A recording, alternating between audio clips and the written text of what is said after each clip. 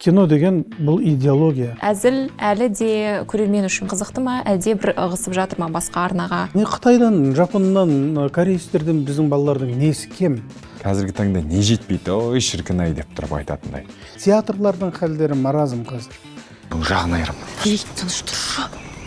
Бұл саған октагон емес, кім көрінгенмен төбелесетін. Ал ең қызықты сахналар қандай болды? Құдай-ай, кішкене қимылдасаң су болып терлейді екенсің. Грим қалды жайына. Бамбуктерге қол аяқтары байланып жүріп барататын сахналар. Мен де салмақ бар адаммын. Еще анау жүрген сайын соқ. Ол істеп алмасын, Сафон аға. Ей, сен олай еңбегі жасамасайшы. Ес!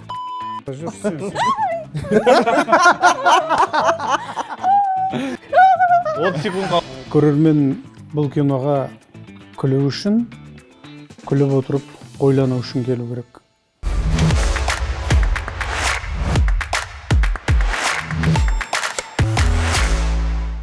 Сәлем достар, бұл Киностар кино әлеміне саяхаттаймыз. Және де бүгін бізде қонақта остров ұмытылмас саяхат туралы сөйлесеміз.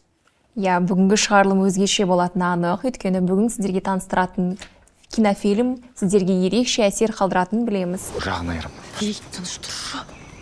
Бұл саған октагон емес, кім көрінгенмен төбелесетін. Мынауын қыдырып жүр ғой? Ерғали! Тоқта! Қолмен істегенді мойнымен көтер! Тезірек жағаға жетіп алай қайда! Қазір сезонға шторм басталып жатыр!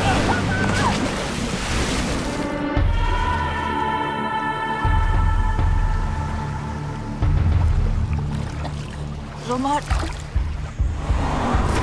Мерей Маханов, актер, режиссер, шығармашылық жолын актерліктен бастаған, бүгінде режиссурада өзіндік қолтаңбасын қалыптастырған дарынды тұлға. Комедия мен мюзикл жанрларында үздік туындылармен танылып, көрерменнің жүрегінен орын алған режиссер. Сафуан Арыспайұлы, актер, өзіндік болмысымен көрерменнің жүрегін жаулаған жан.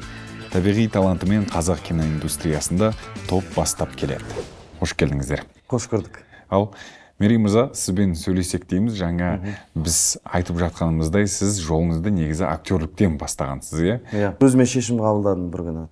Әкем айттым, сосын мен режиссер болғым келеді, кино түсіргім келеді деген сияқты. Сосын кейін әкем айтты, сен енді режиссер болу үшін сен жалпы негізі актер, жақсы бір актерлық білім алуың керексің деді. Неге? Өйткені сен актерларға өзінің тілінде задача беруің керексің, яғни оның не істеу керек, соның тілінде сөйлесуің керексің деген сияқты. Термин сөздері бар, басқа бар, оны түсіндіруің бар. Сол себепті бірінші актерлікті оқығаның жөн болады деді. Жүргеновтың колледжіне түсіп, сол жерде есім Сегізбаев Жүкеұлы марқұм ұстазымыздан тәлім алып, кейіннен академияға, уже университет дейді ғой енді, академияға барғасына режиссерлік, кинорежиссерлік мамандыққа түскен болатынмын. Сөйтіп, Көктарландарында да одан кейін Көктарландарында кастингке өтіп, бірге ойнадық. бірге ойнаған болдыңыз. Сафон аға өзі біраз жерінде сценарийін түзеп өзіңіз жаздыңыз, Иә. Корректировка жасап деген сияқты. Сөйтіп, сосын жаймендеп киноға да көштік деген сияқты. Ой, бәрекелді. Оңайшылықпен келген жоқ. Бәрі. 700 клип деген оңай дүние емес. Оңай дүние емес, әрине. 700 клиптің әр жүздігі бір кино болса, біраз кино түсіріп тастапсыз ғой, бәрекелді. Өте қуаныштымын. Енді 3 минуттық әннің ішіне режиссураны сыйдырып жіберу, ол шеберлікті талап етеді. Ал Сафон аға, сіздің қазір сөйлеп жатқаныңызды бір қарап отырып, бір балалық шаққа бір өткендей болып отырмын да, сізге қарап енді қаншама сіздің жобаларыңызды көрдік. Өте қатты қуанып отырмын. Осындай керемет тұлғалар бізге келіп, қуантып, бізбен де бірге осында сұхбат беріп, біздің көрермендерімізді қуантып жатқанына. Сіз қазіргі заманғы киноларға да түсіп жүрсіз. Бұрынғы енді басталған кезде еліміздегі киноға да түстіңіз, айырмашылықтары қандай?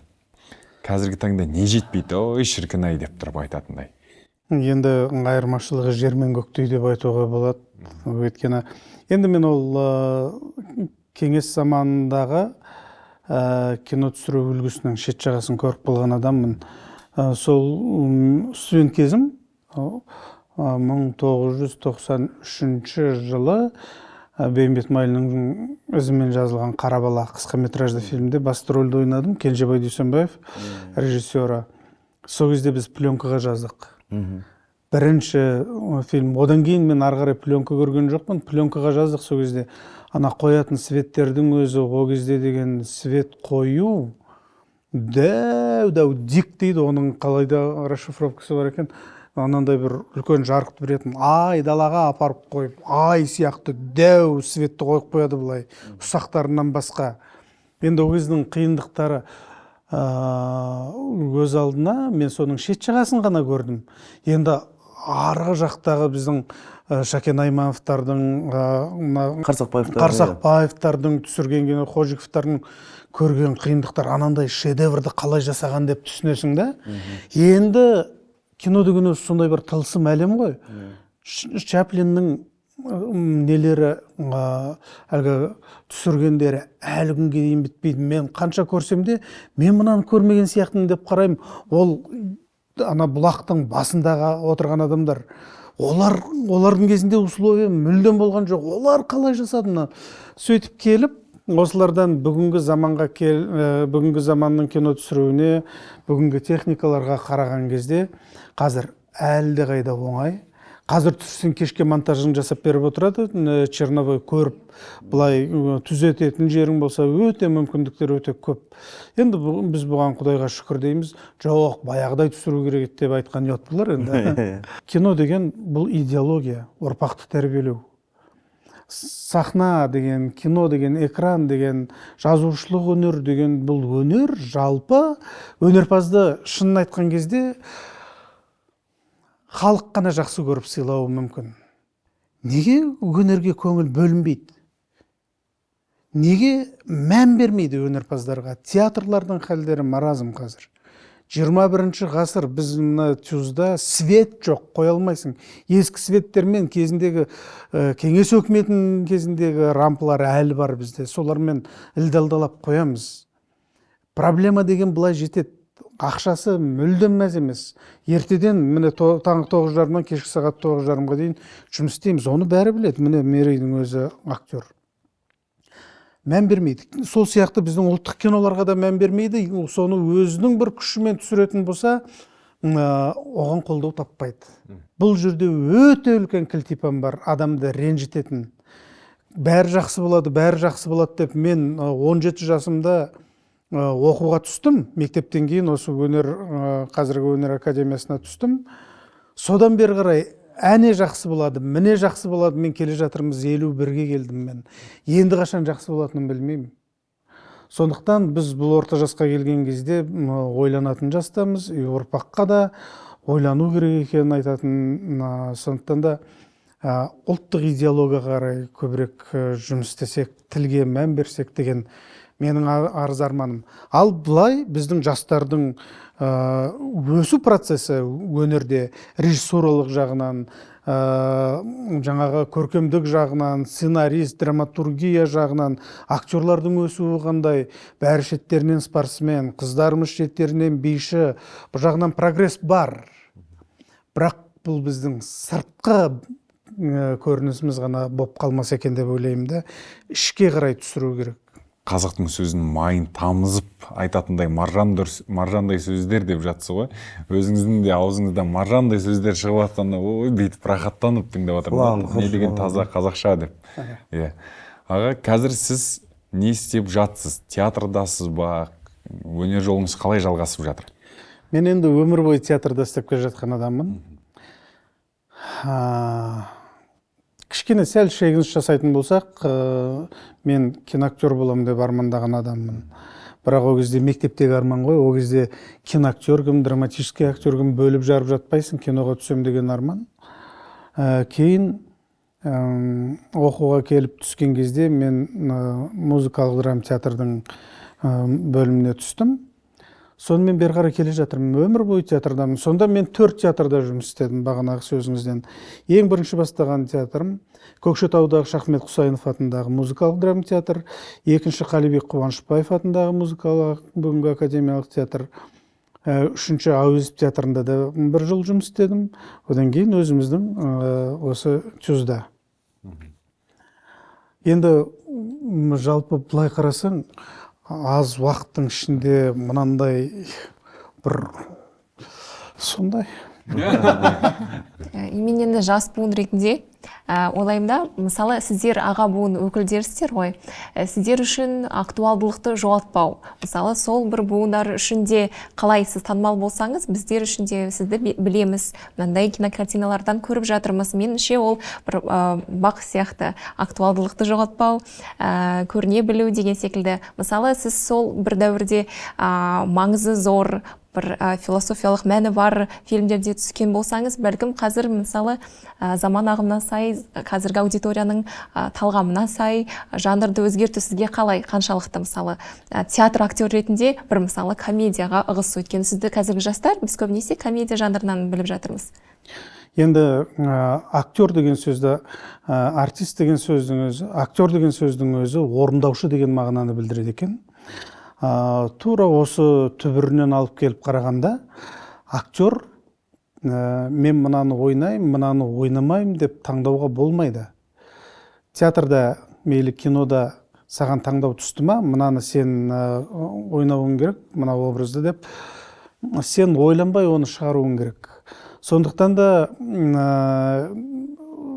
мен өз басыма актер ретінде, өнерпаз ретінде, өнер тудырушы адам ретінде маған трагедиялық рөлді, драмалық рөлді, музыкалық жаңағы рөлдерді, одан кейін комедиялық ол маған ешқандай да кедергі келтірмейді. Менде бұл 4 жолдың ішінде, 4 жанрдың ішінде ортасында менің өнерімді бөліп тұрған барьер жоқ ешқандай.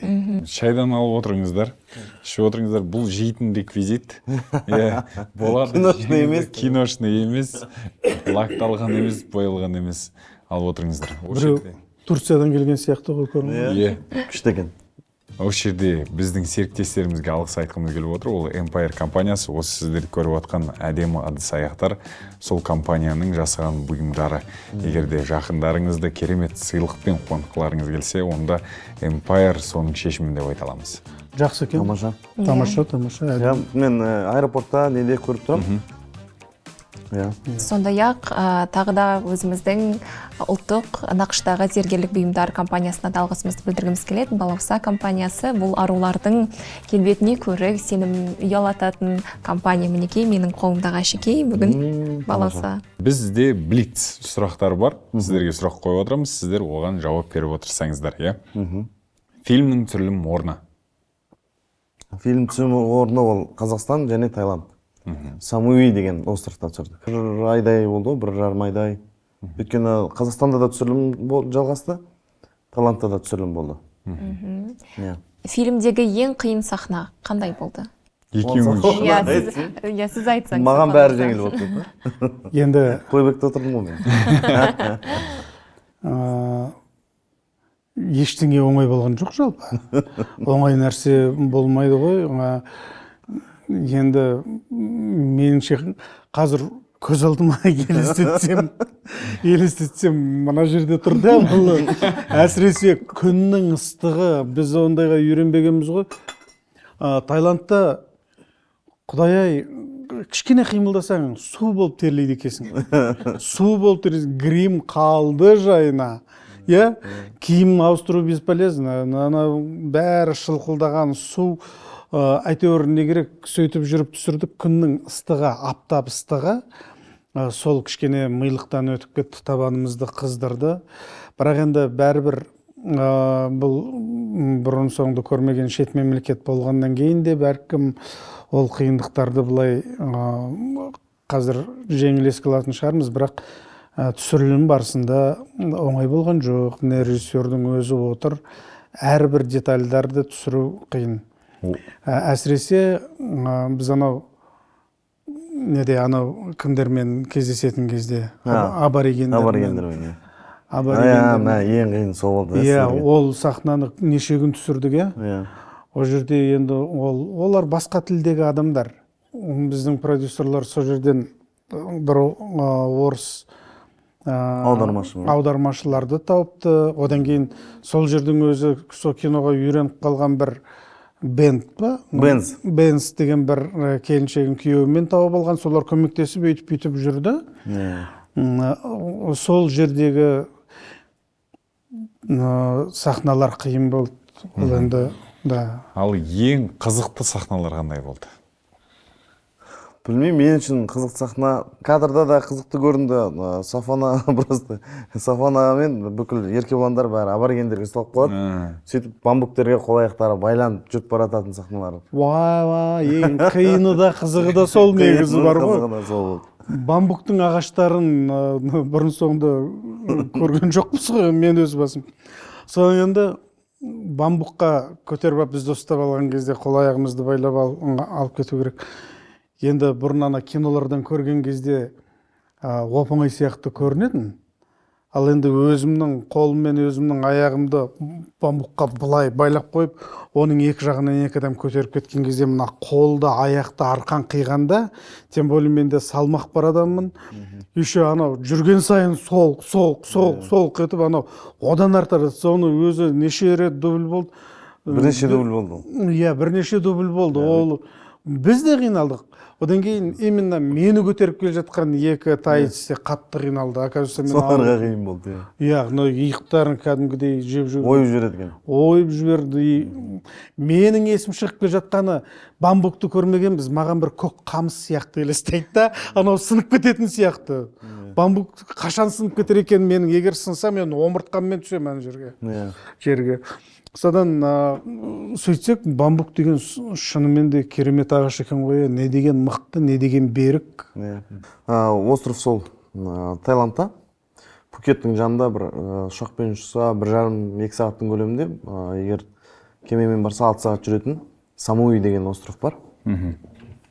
Сол жерде түсірілді. Негізгі сахналардың барлығы, енді киноның 90%. Жалпы остров енді өзі аралдың өзі андай ғой. Адамдар мекендейді, тұрады, кәдімгі европейцтер көп екен, ағылшындар көп екен, американдықтар көп деген сияқты, бірақ жабайы жерлері де бар. Бүкіл аралдың барлығы нетілмеген. Шоғырланбаған, қамтамасыз етілмеген адамдармен аяқ баспаған жерлер де бар арасында. Сондай жерде түсірдік. Жабайы жерлер, парк дейді екен олар. Сол жерлерде түсірдік. Желіс бойынша Еркебұлан мен Мадина екеу пара бола ма, қалай болады? Оқиға желісі бойынша, олар бірақ пара болғанда бірге қызмет жасайтын қызметтестер болды, әріптестер болып жүреді. Сафонаның қол астында болып жүреді. Сосын кейін уақиға ары қарай айтуға болмайды. Жақсы. Кинодан көресіздер. Неге Еркебұлан мен Мадина? Неге Еркебұлан мен Мадина? Өйткені актерлардың қазіргі енді шын жасыратын жоқ. Танымал рөл ойнайды бірінші очередь, одан кейін бұлардың шеберлігі, актер шеберлігі, екеуінің тандемі жақсы болды. Өйткені Еркебұлан мен Мадина екеуін көрерменге қызық деген мақсатта болды. Шынымен де көрмедік. Тағы да қандай актерлар болады бұл кинода? Сафон ағамыз басты рөлде, Еркебұлан, Мадина, одан бөлек Жандос Сейдалин қызметкердің рөлін ойнайды, бірақ қай сала екенін айтпай қояйын. Әйтпесе оқиға ашылып кетеді. Тіпті комедия жанрының өзінде де бір берер ойы, салар бір мақсаты да бар шығар. Мысалы, бұл фильмнің басты бір ойы, көрермендердің ойына қалдырар бір пікір. Әрине, бұл енді арзан әзіл, бос күлкіге арналмаған. Бұл өзінің айтар ойы бар. Сондай бұл жобада Сиситай ойнады, Айгерім, Жандос Сейдалин бәрі бірге. Бұл жобаны енді фильмді ертең бұйыртса көргеннен кейін жақсы бір халыққа айтар ойы да бар, көрерменде түйері бар, жастарға да насихат десек те болады, посыл дейді орысша айтқанда. Айтар ойы өте керемет. Оны киноны көрген кезде барып түсінесіз. Кинокритиктер былай деп айтады екен да, прокатта жүріп жатқан фильмдерге қарай отыра, сол бір халықтың қазіргі бір көңіл күйін немесе интеллектуалды деңгейін де анықтауға болады деген секілді. Әзіл әлі де көрермен үшін, біздің көрермен үшін қызықты ма, әлде бір ығысып жатыр ма басқа арнаға? Қазіргі енді өте жақсы қарқынды даму барысы ғой енді Қазақстанның киноиндустриясы. Оның ішінде жанрлар да өзгеріп жатыр. Мысалға, Ақберен ағамыздың оқиғасына құралған болмаған балалық шақ деген сияқты балалар кинолары жақсы қазір қарқынды дамып жатыр. Драма, дәстүрді айтуға болады, мысалы, күшті кетіп жатыр. Сол сияқты бұл жерде басты оқиға желісі шытырман оқиғаға құралған. Яғни комедияның элементтерімен. Бірақ сонда да бұның қазір ашып айтуға келмейді, бірақ көрермен расында ой түйіп кетеді. Егер бұл сценарий қызық болмаса, оның айтар ойы болмаса, Тайгер фильм бұл жобаны алмас еді. Қаншама ақша шығарып, сонау жердің түбі Таиландқа барып түсірмес еді. Бәленбай уақыт. Бұл жерде енді сценарийде де айтатын ойы бар, үлкен талғам бар. Тайгер фильмнің үлкен талғамның жаңағы таңдауы мерейге түсіп отырғанда тегін емес. Кез келген қойылымды, кез келген шығарманы, туындыны іске асыратын кезде бұны кім жасай алады деп ойлайды ғой адам. Актер енді маған осындай басты рөлді беріп, Тайгер фильмнің маған тоқтағанына да мен көптен көп рахмет айтам, өте қуаныштымын. Және оның ішінде режиссеріміз міне Мерей бауырымызға келіп түскенде мен қуандым. Енді біздің жастардың ішіндегі қазіргі алда жүрген жалауы желбіреп біздің Еркебұлан мен Мадина, бізде жастар қазір Құдайға шүкір, өте көп талантты жастар. Соның ішінде ерекшелігімен спорт, мен өзім Еркебұланмен бірінші жұмыс істеп отырмын. Риза болдым. Өзі спорттың шебері, кәдімгі действующий боец. Соған қарамай, бұның актерлік шеберлігіне мен тәнті болдым. Бұл әлі сұрамаппын, актер оқыған ба, оқымаған? Жоқ, оқымай. Курс оқыған бірақ да. Мен сұрағаным, мен түсінгенім сол болды. Курстар оқыдым дейді. Адамның өзі, әлгі орыстар айтқандай, если человек талант, он талант во всем. Соғысағандай Алла тағала бір өнерді үйіп төгіп тұрып берген адам сияқты көрінді маған. Одан кейін адамгершілігі. Өзінің орнын біледі, жолын біледі, үлкеннің алдында кіші бола біледі, кішінің алдында аға бола білетін, жөнін білетін бір жақсы бала екен. Риза болдым. Тағы бір қосып кетесің? Сен қосып кетші. Осы жерде мен құрт жеп отыра. Ол Еркебұлан съемканың барысында бізден мысалы түсірілім сағат 7-де, кейде 8-де болады жиналуымыз. Ол таң сағат 5-те тұрады да, таңертеңнен бастап жүгіреді. Ол параллельно бойға дайындалып жүрді ғой, еще төбелеске кәдімгі. Сондай жерде. Бізден келгеннен кейін, бір аптадан кейін ба, бой болады екен мына жерде. Соған дайындалып. Сол бойды өткізіп, екінші басқа съемкаға кету керек. Енді ана жангершілік қой? Жангершілік. Енді ғана восьмиугольниктағы бой мен кино екеуі екі әлем ғой. Мен енді тіл көзден сақтасын деп өз тіледім. Бұндай балаларымызды шын айту керек, сақтау керек. Міне осыларға қарап, біздің көптеген актерларымыз, көптеген жастар спорттың, шығыстың жекпе-жектерін меңгеріп, қазір киноларда қолдана бастады. Не Қытайдан, Жапоннан, корейстерден біздің балалардың несі кем? Құдайға шүкір үйреніп жатыр. Міне ең бастысы бастау керек еді біреулер. Міне бастады, Құдайға шүкір. Ал Мадинаға келетін болсақ, Мадинамен де бір-екі жобаларда бірге жұмыс істегенбіз. Өте дарынды, талантты актриса. Білдей бір қара шаңырақтың аяулы келіні, өзінің жұбы бар, жұбайы бар, сүйікті жар, және сүйікті ана. Өзінің сол жақта жүрген кезде телефонмен, өзінің кішкентайымен, күйеуімен ылғи күнде видеомен сөйлесіп отырады. Анау кішкентайын сағынып жаңағы еркелеткен кезде жүрегің ауырып кетеді. Мен енді бір-екі рет байқап қалдым, кішкентайың ба десем, мен ойламаппын. Сондай мынандай бала соны тастап келді деп ойлаған жоқпын. Сөйтсем, енді өзінің ата-енесі де күйеуі де рұқсат берген болып тұр ғой, сенің бағыңды байламайық, жолыңды жаппайық, жұмыс істе балаға, жұмыс істе, жассың, біз мына балаға ие болайық деп айтқан. Бұл да өте керемет көрегенділікті. Енді шытырман оқиғаларымен бөлісіп жатсыздар ғой. Қазір енді біз ойынға кезек берсек, Сіздерге бір жасырын қорап береміз. Соның үшін ашып, сіздердің эмоцияларыңызды көргіміз келеді. Ендеше? Ішінде не жасырылған табуымыз керек. А сендер табуларың керек па? Жоқ, сіздер табуыңыз керек. Бәріміз кезек табамыз. Негізі фобияларыңыз бар ма? Сіздің мысалы, берейін мысалы, қандай фобияңыз бар? Неден қорқасыз? Фобия менде Мадина бар ғой, Оспан? Иә. Ол да жыланнан екен. Жылан. Иә. Жыланмен сахна болды. Жарты күніміз кетіп қалды ғой. Мынау енді остров дегендей, островта әртүрлі жәндіктер болады, кесірткелер болады, жануарлар болады дегендей. Мына қорапшаның ішінде сол островта кездесетін жәндік жануарларды дайындап қойдық. Аспаңыз. Так. Не тұр, мен көріп тұрған жоқпын. Сен көрмей-ақ қоймай деймін, жүрегің ауырады. Мен Таиландқа барып көрген жоқпын, ол жәндіктерден қорқамын. Қолыңыз тістеп алмасын, Сафон аға. Сен олай егіндегі жасымызда Айтам. Сафон аға, артыңызда жерде, арқаңызда жерде. Басып тұрыңыз. Басыңыз соны. Басып көріңіз енді. Қатты. Қой. Қолмен прям басыңыз соны. Қатты. Бас дейді? Иә, басып. Неге басып? Өлтіре салыңыз. Мүжіп оны. Өлтіре салыңыз. Не бұл? Мына ойыншық қой. Кеттік. Точно бисмилля. Ал енді бастайық. Салмай қойса болмай ма? Ожа көрдің ба? Мандраж Стамай айтам десеңші. Стамай айтасам бола ма десең? Стамай болмайды. Сізді күтіп отыр. Шағым алмай ма? Жоқ. Істей болмай ма? Күтіп отыр. Білмеймін. Ё-моё. Ё-моё.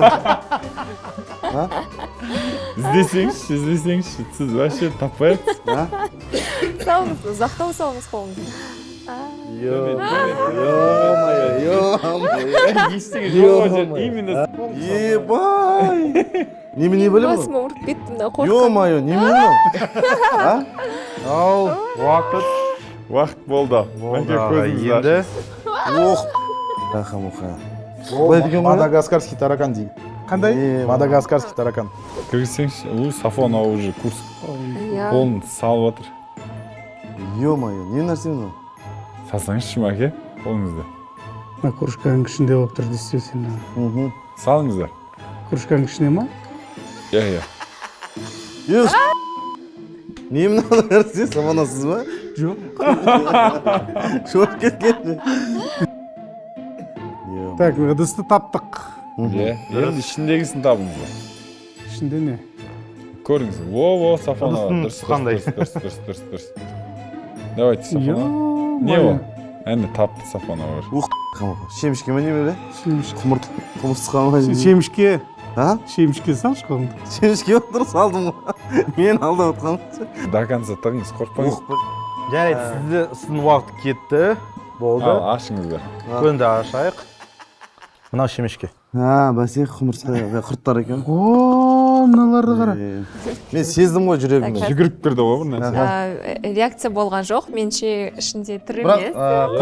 қатты қорқудың қажеті жоқ. Мадина сала бер, именно сен жақтан салсаң нормально ол. Қазір Серьезно? дайындалып алайын. Дайындалғанда дайындалмай қой оны, дайындалдың қажеті жоқ. Бізде Бар жақта жүрсің. Мадина бақыра емес. Мадинаның эмоциясы күшті. Ой, мына жерде. Жоқ, қатты қорқатын нәрсе жоқ, нәрсе емес, бірақ тірі Басым нәрсе. айналып кетті. Подсказка бердім. Қай жақта жүрей? Арғы бетте жүр. Мадина, сен тұға бер қолыңды. Сен жаққа кет. Мадина жақта жүр. Жүн қоян онда. Немесе морская Сен ана- свинка. Молодец. Мадина. Сен Молодец, жақта жүр. Мадина. қорқатын Мадина нәрсе вообще емес. қорқын. Вот, бері қарай ауысып кетті. Қазір айтамын мен. Бұл Сен солға, сен жақта солға. так, Солға бұр. қазір. Қорқпа. Қоян. Ондай қорқатын нәрсе емес. Қоян. Мен таппай жүрмін. Мадина Сен жақта. Тура қолың астында. Тура астына солға қарай бұршы, мені сол жағында. Міне. Жүгіріп жүр ма? Морская свинка ма бір нәрсе ғой? Иә. Ал, дұрыс. Мынау расымен тірі екен ғой. Ой, Қорқып тұр, бірақ сипамыз. күшті. Сізге подсказка берейін. Екі нәрсе. Екі зат бар ішінде. Екі нәрсе бар. Сәттілік. Міне бірінші салсайық қолыңды. Қазір Қорықпа. Ай дейді ма? Жай сал. салдым. Жоқ, жай керек, жайыз ма? Жыбырлап жүрген Сафана сияқты. қол опытный қарашы қалай. Жоқ, Мадина сен Сен бір жерде ғана спокойно. ұстап Дейді, ақырын бол. Вот, Сафан аға көрдіңіз, Да. Әне. Уже тапты ғой Сафона. Ойбай. Мына жерде жұмсақ бірдеңке. Сулы ма? Болды ма? Қазір. Қорықпа, Мадина Сілекей ағып қорықпа. жатқан сияқты ма? Жоқ. Анда иттер сияқты, добермандар сияқты тістейін. Сөге дайындалып тұр. Вот, Мадина, давай, Мадина, давай. Тұра тұрыңыз, жұмсақ. Иә, Тілі давай. ма? Мадина, Қорықпа. Қорықпа, істемейді ондай не емес. Давай, Да, молодец. жылан емес молодец. ол. Давай, тағы солға. 30 секунд қалды. Ай, тұра тұрыңыз. 30 секунд қалды. Тіліне тиген сияқтымын. Тіліне тидің ба? Мә, ана тілін тауып алып Да, базар. оның тілін табу оңай емес бірақ. Сразу тілді. Ойбай, ағай. Давай. Болмайды ғой сол. Тауып қойды ғой. Тақты ма? Да, тауып қойды ғой. Иә, аға, екеуін де Тауып қойды, тауып. әдейі айтпай тұр ғой. Хомяк? Дұрыс. Дұрыс, Хомяк? қамет жоқ. О, Ана снежок фильмда сияқты болған ғой. Остров сияқты. Снежок. Біз сіздерге үлкен алғыс айтқымыз келіп отыр. Уақыттарыңызды бөліп, осында келіп, бізбен бірге болып, бөлісіп, көрермендерге Құдай қаласа керемет киноны ұсынғандарыңыз үшін алғыс айтып, сіздерге бір сыйлықтарымызды сыйлағымыз келіп отыр. О, бәрекелді. арнайы тартуларымыз бар сіздерге. Мә, саған рахмет. Сіздерге де көп рахмет, осылай шақырып. Құрттарыңыз керемет екен. Иә, Иә, рахмет. Мынау сіздерге тамаша. Рахмет. Рахмет. Насихаттап, шақырып, арнайы сіздерге де уақыт бөлгендеріңізге көптен көп рахмет. бұл Тамаша. біздің серіктестерімізден ашып көрсеңіз болады. Сіздер өнер адам болғаннан кейін Байыр. сіздер Вау, тамаша. көп шетелде сапарда жүретін болғаннан кейін осылай үйді сағынған кезде осыны блокнотты ашып жіберіп, өздеріңіздің керемет туындыларыңызды О, осында рахмет. жазыңыздар деп Тамаша. деген ниетпен сыйладық сіздерге. Сіздерге де рахмет шақырғандарыңызға. Я, осы орайда мен де бір алғыс білдіргім келеді. Осы жобаны жалпы түсіретін кезде сеніп тапсырған Тайгер Фильмстің барша Алмаз ағамыздан бастап Ереке бар, Бибіжамал, Бота ханымдардың барлығына алғыс білдіргім келеді. Неге өйткені расында осы киноны маған бұйыртып, тізгінді маған ұстатқанына сенім артқандарына мен де қолымнан келгенше барым салдым. Енді бұйыртса 29 мамырдан бастап барлықтарыңызды күтеміз. Не үшін Сіздерге рахмет. адамдар келу керек киноға? Көрермен бұл киноға күлу үшін, күліп отырып, ойлану үшін келу керек. Гогольдің дуанбасының аузына салып бергендегі сөз сияқты ревизордағы. Неменеге күлесіңдер, өздерің күлесіңдер деген қорытынды сөз бар. Сонымен сәйкестендіруге болады. Иә. Енді бұл киноға келген көрермен шынында острый ощущение алады. Қызықты күлкілі сәттермен қаушады, сондай-ақ экзотикалық табиғатқа, яғни өздерінің сүйікті актерларының ойынын көреді. Супер. Сіздерге рахмет. Олай болса, Құдай қаласа 29 мамырдан бастап Қазақстанның барлық кинотеатрларында «Остров ұмытылмас саяхат» фильмі сіздерге аттанады. Тамашалаңыздар. Рахмет, сіздермен болған біз киностар кино әлемінде жолыққанша.